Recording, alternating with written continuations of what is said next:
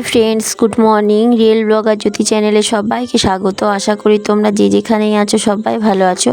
তো আমি ভালো আছি। আবারও চলে এলাম তোমাদের সামনে একটা নতুন ব্লগ নিয়ে। তো দেখো, আজকে দিনটা শুরু হয়েছে সেই ঝিপঝিপ করে বৃষ্টি।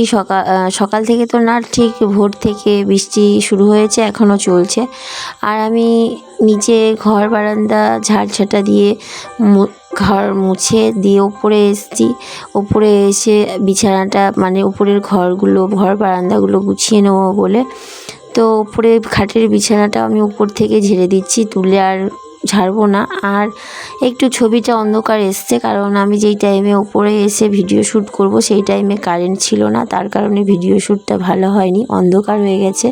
তো ঘরে আর কিভাবে আর কিছু সব গোছালাম সেগুলো তোমাদেরকে দেখানো হলো না, কারণটা ওপরে এসছি আর কারেন্ট চলে গেছে, তার ফলে অন্ধকারে ভালো ছবি মানে ভিডিও হচ্ছিল না। আর আকাশে মেঘ আছে যেহেতু, তার কারণে ঘরে আলোটা আরোই ঢুকছিল না, সে কারণে আমি আর ভালো করে ভিডিও শ্যুট করতে পারিনি। তো যেটুকু করেছি সেটুকুই তোমাদেরকে দেখানোর চেষ্টা করলাম।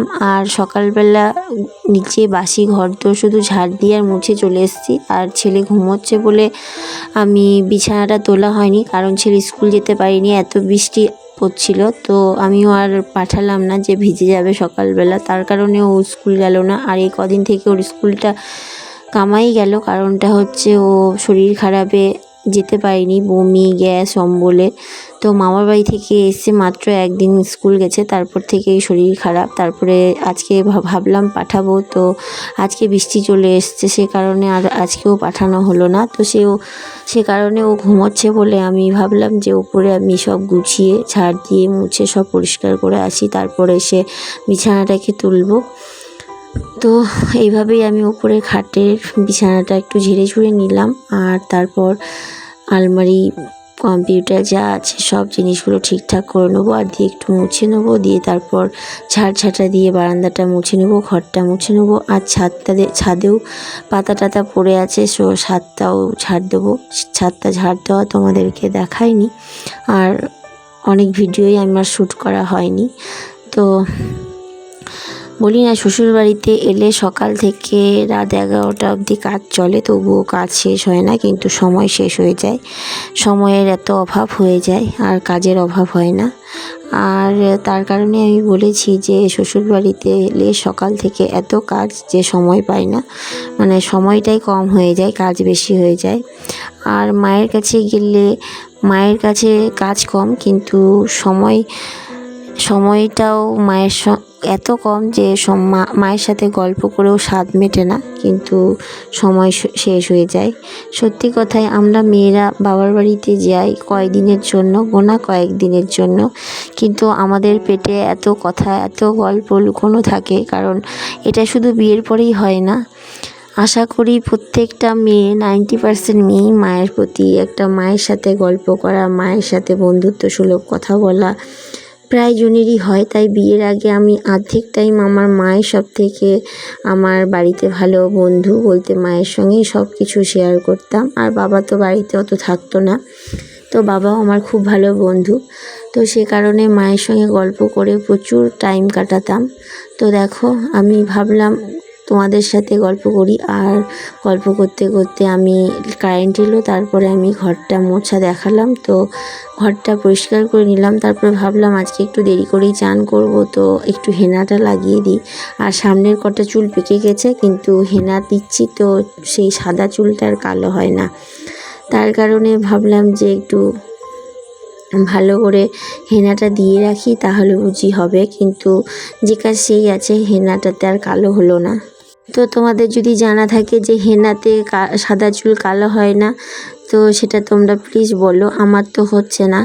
তো দেখো, উপরে সব গোছগাছ করে মাথায় একটু হেনা দিয়ে নিচে চলে এলাম। এসে ছেলে ঘুমোচ্ছিল, দেখতেই পেলে মশারিটাকে খুললাম, দিয়ে ওকে আমি এখন ঘুম থেকে তুলছি। তো বিছানা থেকে উঠতে চায় না, তো বেড কভার সমেতই ওকে টেনে তুলেছি। আর তারপর খালি গায়ে, যেহেতু রাতে ভীষণ গরম ছিল, তারপরে তো বৃষ্টি শুরু হয়েছে, তো ওকে খালি গায়ে শুয়ে দিয়েছিলাম, দিয়ে এখন গেঞ্জিটা পরিয়ে দিলাম। ও বলছে মাম্মাম আমি বেঞ্চিতে শুবো, তো ও বেঞ্চিতে এসে শুলো। আর আমি এদিকে বিছানাটাকে গুছিয়ে নেবো। তো যা বলছিলাম যে মেয়েরা কিন্তু বিয়ের আগে থেকেই মায়ের সাথে খুব বন্ধুত্ব হয়, মায়ের সাথে চা খেতে খেতে গল্প, অনেক রকম গল্প হয়। তো এখন তো শ্বশুরবাড়িতে এসেছি, তো শ্বশুরবাড়ির অনেক রকম গল্প মায়ের সামনে হয়। তো আবার শ্বশুরবাড়ির লোকরাও বলবে যে মানে শ্বশুরবাড়ির নিন্দে চর্চাও মায়ের কাছে হয়। তো সেটাই কি স্বাভাবিক নয়? কারণ শ্বশুরবাড়িতে অনেক মেয়ে যেখানে মনের কথা বলতে পারে না, দুঃখ কষ্টের কথা, সেটা হয়তো মাকে বলে বা মাকে বলে হালকা হয়। তো সেটা স্বাভাবিক, অনেক গল্পই হয়ে যায়। তো এতই গল্প হয় যে মায়ের সাথে স্বাদ মেটে না গল্প করেও, কিন্তু এদিকে বাড়ি যাওয়ার, শ্বশুরবাড়িতে আসার একটা টাইম চলে আসে। তো সেটাই বললাম, মায়ের সাথে গল্প করে স্বাদ মেটে না, কিন্তু সময় এদিকে শেষ হয়ে যায়, সময় এতই কম। আর এখানে কাজ করার সময় হয় না, কাজ এত বেশি যে সময় কম হয়ে যায়। আরও যদি এই 2 ঘন্টা বেশি হতো তাহলে বুঝি কাজগুলো করে উঠতে পারতাম। কিন্তু কাজগুলো করে সময়ের কাজ সময়ে ঠিক করে উঠি, কিন্তু দিন শেষে এমন ক্লান্তি বোধ হয় যে মনে হয় 2 ঘন্টা রেস্টের জন্য একটু বেশি টাইম পেতাম, তাহলে বুঝি শরীরটা ঠিক হতো। আর সবথেকে বেশি আমাকে এখন পা নিয়ে অস্বস্তিতে পড়েছি। আর ওখানে ছিলাম বেশ কয়েকদিন, তো পায়ে ব্যথাটা একদমই ছিল না, কিন্তু এখানে এসে আবার পায়ে ব্যথা শুরু হয়ে গেল। আর সবথেকে বড়, উপর নিচ করে আমার পায়ের ব্যথাটা, পাটা ভীষণভাবে মানে ব্যথায় জর্জরিত হয়ে যাচ্ছে। আমি বুঝতে পারছি যে ওপর নিচ করার ফলে এটা হচ্ছে। তো আমি বিছানাটাকে গুছিয়ে নিয়েছি, দিয়ে তারপর এগুলোকে ঝাড়ঝাঁটা দিচ্ছি আর ঘরটাকে গুছিয়ে নিলাম, দিয়ে তারপর এগুলোকে বার করি। আর একটা বাচ্চা থাকলে যা হয়, কাগজ ছেঁড়া, এই ছেঁড়া, সব করে করে কাগজ দিয়ে নৌকো বানানো, প্লেন বানানো, এইসব করে, দিয়ে কাগজ এখানে ওখানে ফেলে রাখে। তো সবগুলো আবার খাটের তলা থেকে বার করলাম, মনে হবে যেন সকালবেলা ঝাড় দিইনি, এটা যেন আমি এখন ঝাড় দিচ্ছি। কিন্তু না, আমি বাসি বাড়ির ঘর বারান্দা সব ঝাড় দিয়ে মুছে নিয়েছি, কিন্তু বিছানা গুছিয়ে আবার এই এক রাউন্ড আমি ঝাড় দিই বলে আবার দেখো কত নোংরা বেরোচ্ছে। তো ফ্রিজের মাথাটাও গুছিয়ে নিই, সেটা গোছানো হয়নি।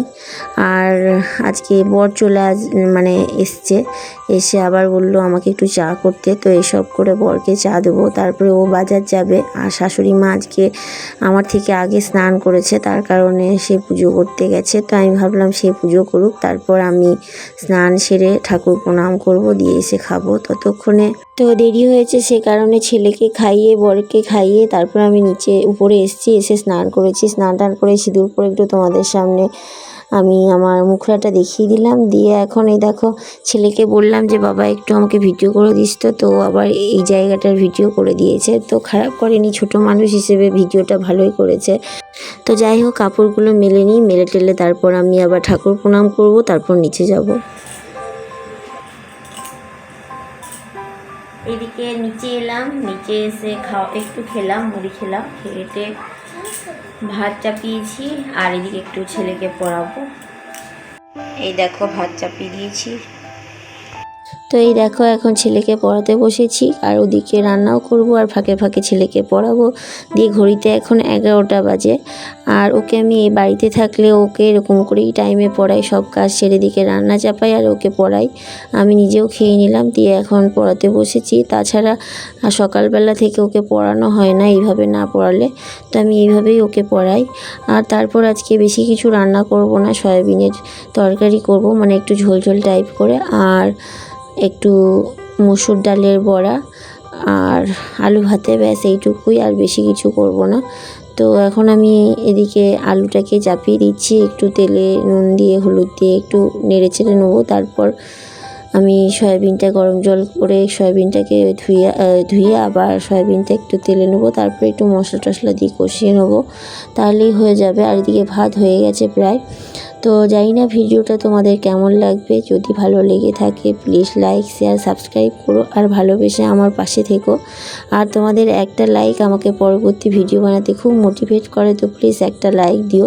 তো আমার এখানে আলু ভাজাটাও হয়ে গেছে, দিয়ে এখন সয়াবিনটাকেও একটু তেলে নেড়ে চেড়ে নেবো হালকা করে, তারপর সব মশলা দিয়ে কষিয়ে নেবো। আর যেটা তোমাদেরকে দেখানো হয়নি, কারণ ছেলে ফোন চাইছিল, ও একটু ফোন দেখবে বলে আমি ওকে ফোনটা দিয়ে দিয়েছিলাম। আর এদিকে ভাতটাও নামিয়ে নিয়েছি। তো আমাদের খাবার রেডি, খেতে বসে পড়েছি। তো আজকের জন্য এইটুকুই। সবাই ভালো থেকো, সুস্থ থেকো, টাটা।